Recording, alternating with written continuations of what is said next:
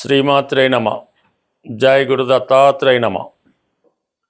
ఈ వీడియోలో మనం ఫిబ్రవరి 17వ తారీఖున కుంభరాశి యందు ఏర్పడబోతున్న పంచగ్రహ కూటమి, అలాగే ఈ 17వ తారీఖున అమావాస్య ఏర్పడుతుంది. అలాగే ఒక గ్రహణ యోగం ఏర్పడుతుంది అన్నమాట. అంటే గ్రహణ యోగం అంటే సూర్యుడు, చంద్రుడు, రాహు ఒకే రాశిలోకి వచ్చినప్పుడు గ్రహణం యోగం ఏర్పడుతూ ఉంటుంది. ఈ గ్రహణ యోగంలో పుట్టినటువంటి జాతకులు ఎవరైనా ఉంటే వాళ్ళు జీవితంలో అనేక ఒడిదుడుకులు, ఇబ్బందులు ఎదుర్కోవడం జరుగుతూ ఉంటుంది. అంటే సాధారణంగా ఈ యోగాలు పుట్టినప్పుడు ఉన్నటువంటి యోగాలు ఆ వ్యక్తి యొక్క జీవితాంతం ఏదో విధంగా వెంటాడుతూ ఉంటాయి. అందుకనే వారు పుట్టినప్పుడు తగు విధమైనటువంటి పరిష్కారం చేసుకుంటే ఆ యోగం ఇబ్బంది లేకుండా జాతకుడు అభివృద్ధికి మళ్ళా కారణం అవుతూ ఉంటాయి. అలాగే ఈ ధనిష్ట 3-4 పాదాలు, శతభిషం 4 పాదాలు, పూర్వభాద్ర 1, 2, 3 పాదాలు ఈ కుంభరాశిలో ఉంటాయి. అంటే ఈ టైంలో ఎవరైనా మనకి ఈ ఫిబ్రవరి 17, 18, 19వ తారీఖు కొంతవరకు జన్మించినటువంటి పిల్లలు ఎవరైనా ఆ టైంలో జన్మిస్తే వారి జాతకంలో ఈ గ్రహణ యోగం ఏర్పడుతూ ఉంటుంది. కంపల్సరీగా వాళ్ళు ఆ టైంలో పుట్టిన పిల్లలకి శాంతి పరిహార కార్యక్రమాలు చేసుకోవడం వల్ల వాళ్ళ జీవితంలో అభివృద్ధి కలుగుతూ ఉంటుంది. మొత్తం మీద ఏంటంటే ఇప్పుడు ఏర్పడినటువంటి ఈ అమావాస్యతో కూడినటువంటి గ్రహణ యోగం వివిధ రాశుల వారికి ఏ విధంగా లాభపడుతుంది, ఏ విధంగా నష్టం జరుగుతుంది అన్న విషయాన్ని వివరంగా తెలుసుకునే ప్రయత్నం చేద్దాం. వృషభ రాశి వారికి దశమ స్థానంలో ఏర్పడిన అమావాస్యతో కూడుకున్నటువంటి పంచగ్రహ కూటమి ఈ రాశి వారికి ఏ విధంగా ఉపయోగపడుతుంది అని పరిశీలించినప్పుడు మరి వృషభ రాశి వారికి 5 గ్రహాలు దశమ స్థానంలో ఏర్పడినప్పుడు అందులో రాహువు, బుధుడు, శుక్రుడు కూడా మిత్రగ్రహాలు, చంద్రుడు, రవి శత్రుగ్రహాలు. అయితే వృషభ రాశి వారికి రాశ్యాధిపతి శుక్రుడు దశమ స్థానంలో ఇప్పుడు ఇంచుమించుగా ఈ ఫిబ్రవరి 14 నుంచి స్వతంత్రుడై ఉండడం జరిగింది. ఎందుకంటే అప్పటిదాకా అస్తంగత్యం చెంది శుక్రమౌఢ్యం నడిచింది. ఇప్పుడు ఈ క్షణంలో ఈ 17వ తారీఖు నుంచి స్వతంత్రంగా ఎటువంటి యోగం లేకుండా రెడీగా బలంగా ఉండడం జరిగింది. దాంతో రాహుతో కలిసి సంచరించడం అంటే సాధారణంగా చాలా ఇబ్బందుల తర్వాత చాలా సుఖపడినట్టు అనిపిస్తూ ఉంటుంది. అంటే రాహువు, శుక్రుడు మిత్రులు అవటం వలన గతంలో కోల్పోయినటువంటి ఆనందాల్ని, సౌఖ్యాల్ని జాతకుడు పొందడం జరుగుతూ ఉంటుంది. ఏదైనా ఆర్థిక పరంగా జాతకుడు చాలా పుంజుకోవడం జరుగుతూ ఉంటుంది. భార్యతో కానీ, స్త్రీలతో కానీ, ఇష్టమైన వారితో ఉన్నటువంటి విభేదాలు తొలగి జాతకుడు చాలా సౌఖ్యాన్ని అనుభవిస్తూ ఉంటాడు. ఇతరుల యొక్క పరిచయాలు కూడా కొన్ని కొత్త పరిచయాలు ఏర్పడుతూ ఉంటాయి. తన సర్కిల్లో ఎంతకాలంగా దూరమైన వాళ్ళు తిరిగి కలుసుకొని మళ్ళీ ఒక అండర్స్టాండింగ్కి రావడం జరుగుతూ ఉంటుంది. ఒక విలాసవంతమైన జీవితం గడపడానికి ఈ వృషభ రాశి వారికి ప్రస్తుతం ఉన్నటువంటి గ్రహస్థితి కారణం అవుతూ ఉంటుంది. అయితే ఈ రవి చతుర్థాధిపతిగా ఉన్నటువంటి రవి, అలాగే చతుర్థ కారకుడు, మాతృకారకుడు అయినటువంటి చంద్రుడు రాహుతో కలిసి ఉండడం, అమావాస్య ఏర్పడడం, ముఖ్యంగా స్థిరాస్తి సంబంధించిన వ్యవహారాల్లో కొన్ని ఇబ్బందులు ఏర్పడే అవకాశం ఉంది. తల్లిగారి యొక్క ఆరోగ్య విషయంలో కొంత జాగ్రత్త తీసుకోవడం అవసరం ఉంటుంది. అంటే ఒక విధంగా ఏంటంటే మీకు తల్లిగారికి అయినా కొత్తగా ఇబ్బంది రావడం కానీ, హెల్త్ ప్రాబ్లమ్స్ రావడం కానీ, కొన్ని ముఖ్యంగా ఏంటంటే స్త్రీల మధ్య విభేదాలు, అంటే మీ యొక్క భార్య గారికి లేదంటే మీ కుమార్తెకి ఇలాగా స్త్రీలతో విరోధాలు అంటే కుటుంబంలో ఉన్నటువంటి స్త్రీల మధ్య ఏర్పడిన విభేదాలు తల్లిగారికి కోళ్ళకి అత్త కోడలికి ఈ విధంగా ప్రాబ్లమ్స్ రావడం వల్ల మీరు చాలా అసహనానికి గురవడం జరుగుతూ ఉంటుంది. ఈ విధంగా కొన్ని కుటుంబ కలహాల వల్ల మీరు మానసిక క్షోభకి ఇబ్బంది పడడం జరుగుతూ ఉంటుంది. అలాగే వృత్తిపరంగా ఈ చికాకుల వల్ల ఈ కుటుంబ వ్యవహారాల వల్ల ఇతరుల యొక్క పరిచయాల వల్ల వృత్తి మీద ఎక్కువ శ్రద్ధ పెట్టలేకపోతూ ఉంటారు. ఆ కారణం వల్ల కొన్ని కొత్త అవకాశాలు వచ్చినవి పోవడం జరుగుతూ ఉంటాయి. అయితే ఇది ముఖ్యంగా సినిమా రంగం, మీడియా, టీవీ రంగాల్లో ఉన్న వాళ్ళకి చాలా గొప్ప అవకాశాలు రావడం జరుగుతూ ఉంటుంది. ఈ సమయంలో మీకు కొత్త అవకాశాలు రావడం, అలాగే మీ రెమ్యునేషన్ కూడా విపరీతంగా పెరగడం, మీలో ఉన్నటువంటి టాలెంట్కి తగిన గుర్తింపు రావడం జరుగుతూ ఉంటుంది. ఈ విధంగా మీ యొక్క నేమ్ అండ్ ఫేమ్ ఒకేసారి రావడం జరుగుతుంది.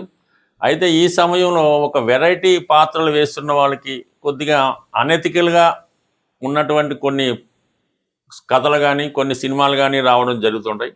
అటువంటి వాటికి ఎక్కువ ప్రాధాన్యత ఇవ్వడం జరుగుతూ ఉంటుంది. సో ఈ విధంగా వృషభ రాశి వారికి కొంతవరకు వృత్తిలో ఇబ్బంది కలిగినప్పటికి కూడా అటు సినిమా, సాఫ్ట్వేర్ రంగం వారికి మంచి అవకాశాలు రావడం జరుగుతూ ఉంటుంది. ఏదైనా కుటుంబ కలహాలు, స్త్రీలతో విభేదాలు చాలా ఇబ్బంది కలుగుతూ ఉంటాయి. వ్యక్తిగతంగా వృషభ రాశిలో ఉన్నటువంటి స్త్రీలకి ఉద్యోగ అవకాశాలు వచ్చినప్పుడు కూడా వ్యక్తిగతంగా వారి యొక్క బంధువులతో పడకపోవడం, భర్త గారితో విభేదాలు, తనను తాను స్వతంత్రంగా ప్రకటించుకొని ఇతరులని లెక్క చేయకపోవడం, ఇటువంటి ఇబ్బందులు కొన్ని ఉంటాయి. కొన్ని సడన్గా అనారోగ్యపరమైన సమస్యలు కూడా స్త్రీలకు వచ్చే అవకాశం ఉంది.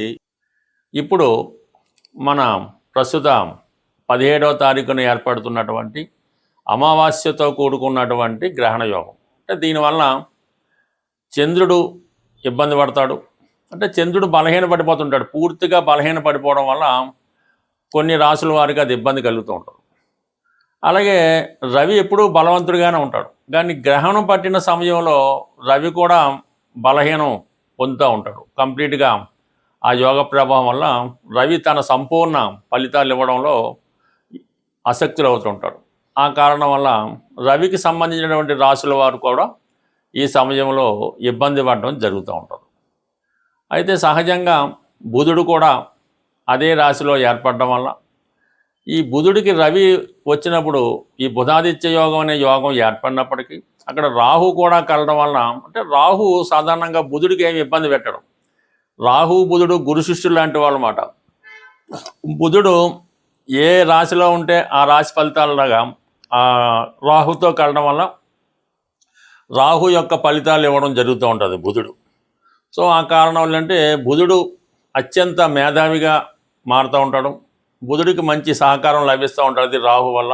ఇది సైంటిఫిక్గా పరిశోధనా రంగంలో ఉన్న వాళ్ళకి, బాగా విద్యావంతులకి, మేధావులకి ఇది బాగా ఉపయోగపడుతూ ఉంటుంది. అయితే శుక్రుడు కూడా రాహు మిత్రులు అవుతుంటారు. ఈ రాహు శుక్రుడితో కలియడం వల్ల ఈ శుక్రుడు సంబంధించినటువంటి రాశుల వారికి కొంతవరకు వారు ఎక్కువగా జీవితంలో ఏదైతే సాధించాలని కోరుకుంటూ ఉంటారో అవి సాధించడం జరుగుతూ ఉంటుంది. ముఖ్యంగా ఏంటంటే ఏదైనా ఒక వ్యక్తితో పరిచయాన్ని కోరుకోవడం కానీ, ఏదైనా ఒక పెద్ద వాహనం కానీ గృహం కానీ కొనుక్కుందామనే ఆలోచన కానీ, ఎన్నాళ్ళుగానో ఎదురు చూస్తున్నటువంటి వ్యక్తుల్ని అంటే మరి అబ్బాయిలైతే అమ్మాయిల్ని కలుసుకోవడం, అమ్మాయిలైతే అబ్బాయిల్ని కలుసుకోవడం జరుగుతూ ఉంటుంది. అంటే ఇది ఎవరి జన్మ జాతకంలో అయినా ఈ రాహు శుక్రుడు కలిసి ఉన్నప్పుడు అది ఒక విధమైనటువంటి కోర్కెలతో కూడుకున్నటువంటి వ్యభిచార దోషం లాంటిది అవుతూ ఉంటుంది. సో ఈ విధంగా ఈ 5 గ్రహాలు మరి కుంభరాశిలో కలిసడం వల్ల అక్కడ ఈ రాహు ఉండడం వల్ల అంటే రాహు మొత్తం ఈ అన్ని గ్రహాలని కూడా వాటి యొక్క ఒరిజినల్ కారకత్వాల్ని నాశనం చేస్తూ ఉంటాడు. రాహు ఒక విషగ్రహం, ఒక రాక్షస గ్రహం, ఒక అవినీతికి సంబంధించినటువంటి అనెతికల్ గ్రహం అన్నమాట. అతనికి ఇప్పుడున్నటువంటి చట్టాలతో కానీ, ధర్మంతో కానీ, న్యాయంతో కానీ ఏ విధమైన సంబంధం ఉండదు. తాను అనుకున్నది ఎలాగన్నా సాధించాలనే మనస్తత్వం ఉంటుంది. అంటే ఒక విధమైన వావి వరుసలు ఉండవు, ఒక విధంగా నీతి అవినీతి ఉండదు, ఇది న్యాయం ఇది తప్పు అన్నటువంటి ఏమి లేకుండా రాహు అనెతికల్గా ప్రవర్తిస్తూ ఉంటాడు. పైపెచ్చు రాహుకి మరి కుంభరాశి ప్రస్తుతం స్వక్షేత్రం అవటం వల్ల అత్యంత బలవంతుడైనటువంటి రాహుతో ఈ మిగిలిన 4 గ్రహాలు కలవడం వల్ల వాటి యొక్క కారకత్వాలు ఇబ్బంది పడుతూ ఉంటాయి. అంటే ఇక్కడ రవితో కలియడం వల్ల మరి ఎవరికైనా తండ్రి గారి యొక్క అనారోగ్యం కానీ, తండ్రి గారు నష్టపోవడం కానీ, పిల్లలకి ఇబ్బంది కలగడం కానీ జరుగుతూ ఉంటుంది. అంటే రవి కారకత్వాలు పాడవుతాయి. చంద్రుడు కారకత్వాలు తల్లిగారికి అనారోగ్య సమస్యలు, ఏదైనా హెల్త్ ప్రాబ్లమ్స్, ఆవిడ జీవితంలో స్ట్రగుల్ పడడం జరుగుతూ ఉంటుంది. అయితే శుక్రుడు రాహు మిత్రుడు అవడం వలన అప్పటిదాకా చాలా నిజాయితీగా సాంప్రదాయంగా వెళ్తున్నటువంటి వాడు అన్య స్త్రీల మీద వ్యామోహం పెంచుకోవడం, ఇతరుల యొక్క ధనం మీద ఆశ పెంచుకోవడం, ఏదో విధంగా ఎదుటి వారి యొక్క ఆస్తులను కానీ వారి యొక్క స్త్రీలను కానీ అన్యాయంగా దోచుకోవాలనే ప్రయత్నం చేయడం జరుగుతూ ఉంటుంది. చాలా అనెతికల్గా ప్రవర్తిస్తూ ఉంటాడు, చాలా లగ్జరీ లైఫ్ అనిపిస్తూ ఉంటాడు. సో బుధుడు రాహుతో కలియడం వలన పెద్ద పెద్ద వ్యాపార అవకాశాల దగ్గర ధనం ఉన్నా లేకపోయినా పెద్ద పెద్ద సంస్థలు స్థాపిద్దామని, కోట్లలో రొటేషన్ చేద్దామని ఎదుటి వారికి భ్రమ కల్పించేలాగా తన యొక్క ఐడియాలు ఇవ్వడం జరుగుతూ ఉంటుంది. సైంటిఫిక్గా తాన్ని బాగా ఇంప్రూవ్గా ఊహించుకుంటూ ఉంటాడు. ఏ విధమైనటువంటి బలం లేకపోయినా, ఎంత ధనం లేకపోయినా ఒక గొప్పగా అతను తను ప్రజెంట్ చేసుకోవడం జరుగుతూ ఉంటుంది. మరి ఈ విధంగా ఏర్పడినటువంటి ఈ 5 గ్రహాల కూటమిలో కేవలం 2.5 రోజులు అటు ఇటుగా మాత్రమే చంద్రుడు ఉండి మీనరాశికి వెళ్ళడం జరుగుతూ ఉంటుంది. ప్రధానంగా ఈ శుక్రుడు మార్చి వరకు ఉండడం జరుగుతూ ఉంటుంది, రవి మార్చి 14 వరకు ఉండడం జరుగుతూ ఉంటుంది. అయితే బుధుడు మాత్రం అదే రాశిలో ఇంచుమించుగా మనకి ఏప్రిల్ నెల వరకు కూడా అందులోనే వక్రించడం ఇవన్నీ జరుగుతాయి. కాబట్టి ఇప్పుడు ఏర్పడినటువంటి అమావాస్య గ్రహణ యోగం దానికి పరిష్కారం కరెక్ట్గా చేసుకుంటే ప్రతి సమస్య మనకి సులభంగా పరిష్కారం అవడం జరుగుతూ ఉంటుంది. ప్రతి తిథికి ఒక గ్రహం అధిపతిగా ఉండడం జరుగుతూ ఉంటుంది. అమావాస్యకి అధిపతిగా రాహుగ్రహం ఉంటుంది.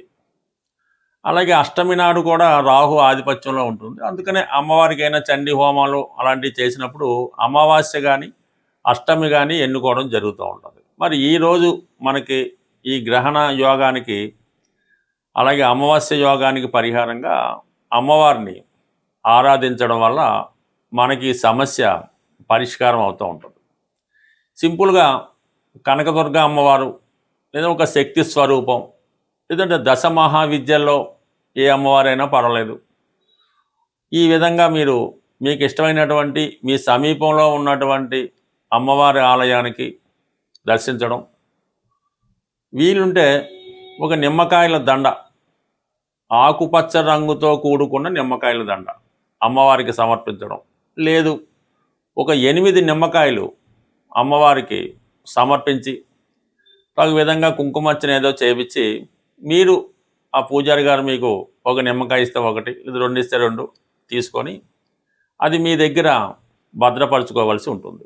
ఒక 4 నిమ్మకాయలు ఇస్తే ఇంట్లో అందరి దగ్గర కూడా పెట్టుకున్నా మీకు ఈ యోగాల నుంచి అంటే ఈ ఇబ్బందుల నుంచి తొలగిపోయే అవకాశం ఉంటుంది. సో అలాగే చిన్నగా మరి ఇంకా ఇంట్లో పూజ చేసుకునే వాళ్ళు ఎలా ఉంటుందంటే అమ్మవారికి తమలపాకులో యాలకులు, లవంగాలు, అలాగే వీలైతే కొద్దిగా పచ్చకర్పూరం, అంటే పచ్చకర్పూరం మళ్ళీ 2 రకాలు ఉంటాయి. తిని పచ్చకర్పూరం వేరుగా ఉంటుంది, మామూలుగా ఇప్పుడు ఉన్నటువంటి అందరూ ఉపయోగించే స్మెల్ కోసం ఉపయోగించేది కాకుండా ఇటువంటిది అమ్మవారికి తాంబూలంగా సమర్పించడం వల్ల కూడా ఈ రాహుగ్రహ పరిహారం మీకు రావడం జరుగుతూ ఉంటుంది. బట్ ఏదైనా ఈ చిన్న ప్రక్రియ మీకు చాలా వరకు అంటే అమావాస్య రోజు చేస్తే మళ్ళా అమావాస్య వరకు మీకు దాని ప్రభావం ఉండడం జరుగుతుంటుంది. అంటే సర్వసాధారణంగా ఈ మధ్యకాలంలో ఏదో ఒకటి ఈ చేతికి కట్టుకోవడం జరుగుతూ ఉంటుంది. తాయెత్తు లాంటిదో, రక్షనో, అమ్మవారిదనో, ఆంజనేయ స్వామిదనో ఈ మణికట్టు దగ్గర ఇవి కట్టుకుంటూ ఉంటారు, రక్షాబంధనాలా కట్టుకుంటూ ఉంటారు. అవి చాలామంది ఏంటంటే సంవత్సరాల కొద్దీ అవే వాడుతూ ఉంటారు. అది సాధారణంగా మీరు అమావాస్య రోజు చేతికి ఉన్నటువంటి ఇటువంటి ఈ బంధనాల్ని, రక్షాబంధనాల్ని, కంకణాలని కంప్లీట్గా అవి తీసివేసి ఏదైనా ఒక చెట్టు మొదల్లోనో నదిలోనో కలిపివేయటం మంచిది. మళ్ళీ మీరు కొత్తది అమావాస్య రోజు మళ్ళీ కొత్తగా ధరించడం వల్ల దాని పవర్ మళ్ళీ వచ్చే అమావాస్య దాకా ఉంటుంది. అంతే తప్ప అటువంటి ఈ రక్షాబంధనాల్ని, తాయెత్తుల్ని వాటిని ఇలాగా సంవత్సరాలు బట్టి ఉంచుకోవడం వల్ల కూడా అది ఇబ్బంది కలుగుతూ ఉంటుంది. బట్ ఏదైనా కొన్ని పరిహారాలు చేసుకోవడం వల్ల నమ్మకం బట్టి ఆధారపడి ఉంటుంది కాబట్టి మరి ఇటువంటి ఈ పరిహారం సాధారణంగా చేసుకుంటే మంచిది. సో ఏదైనా మీరు అమ్మని నమ్ముకుంటే అన్నీ ఉన్నట్టని ఏదైనా ఈ గ్రహణ యోగం నుంచి తొలగాలంటే మీరు గట్టిగా పట్టుకోవడం అమ్మవారి యొక్క పాదాలు, ఆ సమస్య అదే మీకు సాల్వ్ అవుతుంది. స్వస్తి.